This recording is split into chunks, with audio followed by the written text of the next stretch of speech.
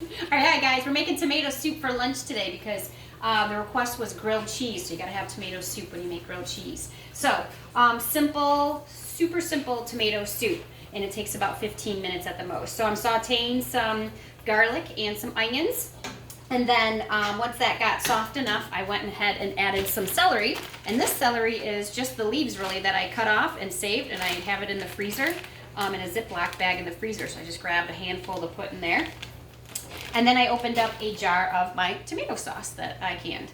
And I'm just kind of letting that simmer down for a little bit, brought it to a boil, letting it simmer down. And then I'm going to use my immersion blender to make sure it's nice and creamy, because we like it creamy with no chunks. And then over here, if you look over here, we have our grilled cheese and my new cast iron. I love cast iron.